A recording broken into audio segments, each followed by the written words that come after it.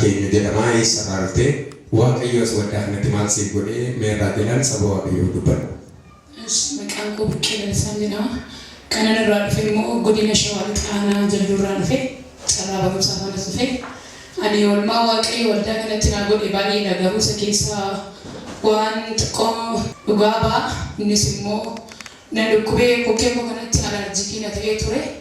achi waan ji'a sadii irra ture mana yaalaa deemee mana yaalaa deemuun qoricha naa kennanii qoricha naa kennan sana immoo fayyadamaa ture yeroo sanaaf waan narraa dhaamu fakkaate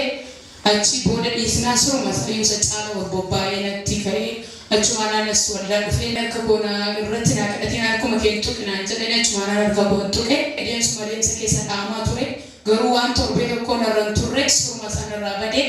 abilii immoo deebistee uffatii naa jedhanii mana yaalaatti yoo sii fayyeeyyu ani garuu deebisee uffadhee erga uffadhee torbee lama guuteeraa humtuuyyuu natti hin dhaga'amne isa kanaaf waaqayyoon galateeffachuu barbaada sabni waaqayyoon naa galateeffatu. Harka keessa walitti buusaa gooftaa laatu biyya galata fidaa.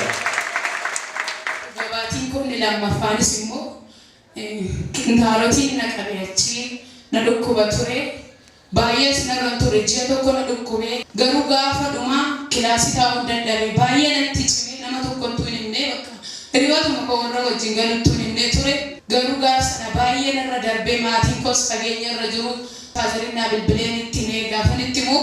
maal taateen naaniin dura homaayyuu hin taane dheen booda qintaalotiin natti ba'ee ji'a tokko guuteeraa ani garuu dhoksee jiraan jedhanii achi bakka boru mana yaalaa deeminaan jedhanii ani bakka waldaan deema malee mana yaalaa hin deemu jedhanii yootuma akkana waliif falminu garuu inni baay'ee natti dheekkamaa ture sanbata isaa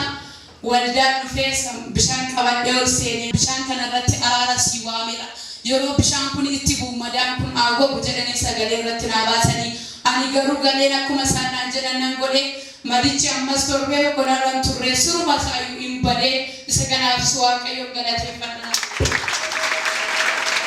Harka keessa walitti buusaa gooftaadhaaf galata dabalaa. Loon gooftaan si addisuu isa si gargaare gooftaa akka biraan fi bara baraan gabaatu isaa ta'e.